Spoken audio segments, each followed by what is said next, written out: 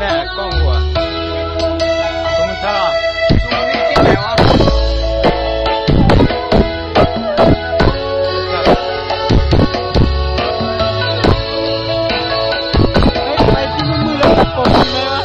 หนุนตักฉันได้นะเธอเมื่อเจอเรื่องทุกข์ใด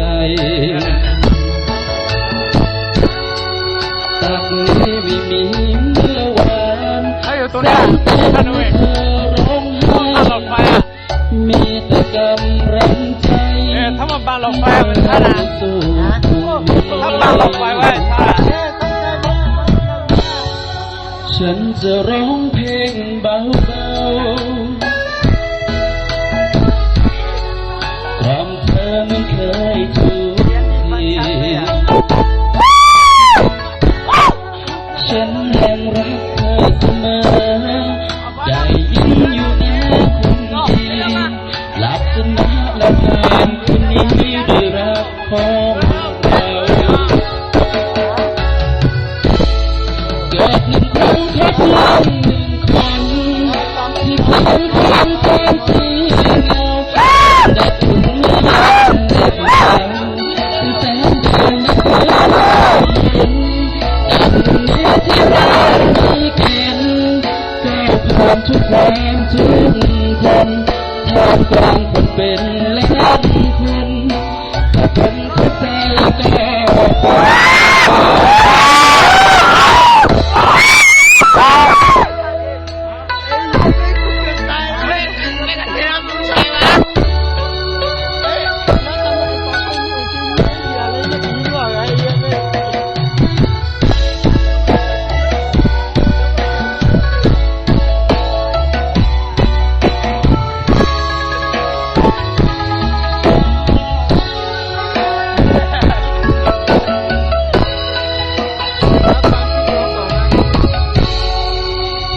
ใจต้องมี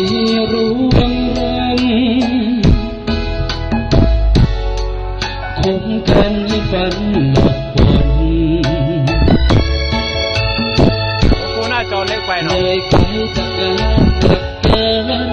เหนื่อยใจจากคำของคนแค่กับมันต่ำจนทุกในใจก็ได้บรรเทาเกิดหนึ่งครั้งแค่เพียงหนึ่งคนที่เขียวแข็งตามทางเงาเป็นดังเพื่อนไม่ได้เนาแต่แสงทางไม่เพียงเห็นดังเป็นเนื้อที่เรามีกันแก้วผ่านทุกความทุกคนท่ามกลางคนเป็นล้านคนสักคน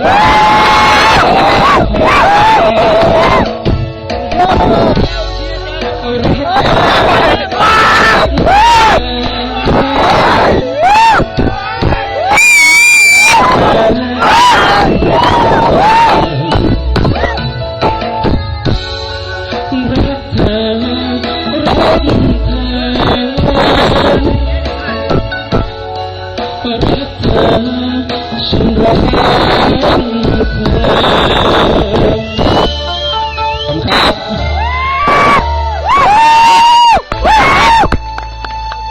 โอ้โหวันนี้ตัวแทนของพี่ไผ่มาเองนะครับไผ่